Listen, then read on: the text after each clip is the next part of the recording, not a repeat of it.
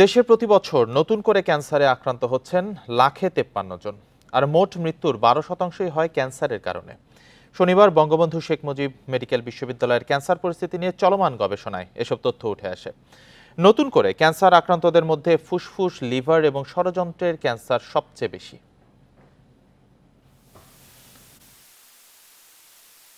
দেশে ক্যান্সার রোগীর সঠিক সংখ্যা নির্ধারণে 2023 সালের জুলাই থেকে চলতি বছরের 14 জানুয়ারি পর্যন্ত 2 ধাপে গবেষণা করে বিএসএমএমইউ এর পাবলিক হেলথ বিভাগ। জনসংখ্যা ভিত্তিক এই ক্যান্সার নির্ণয়ে অংশ নেয় 46,631 পরিবারের 2 লাখেরও বেশি মানুষ। গবেষণায় 38টি ভিন্ন ধরনের ক্যান্সার শনাক্ত হয়। আক্রান্তদের 92% বয়স 18 থেকে 75 বছরের।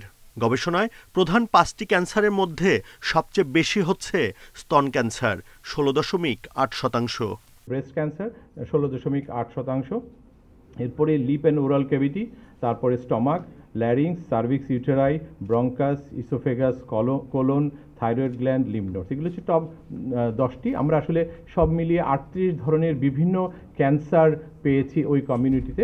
গবেষণায় আরও জানানো হয় পুরুষদের ক্ষেত্রে ফুসফুস, লিভার ও ষড়যন্ত্র এবং নারীদের ক্ষেত্রে লিভার, জরায়ুমুখ এবং খাদ্যনালীর ক্যান্সারে আক্রান্ত হচ্ছে বেশি।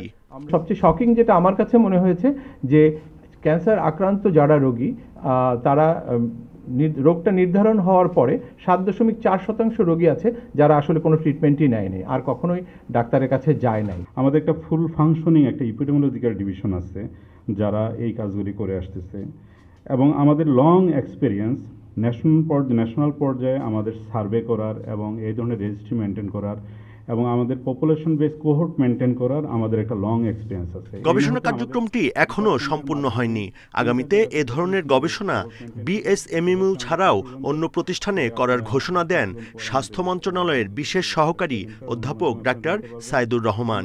এবং আমি গাইনি অনকোলজিতে। Buddhadeb Kundu, Independent News, Dhaka.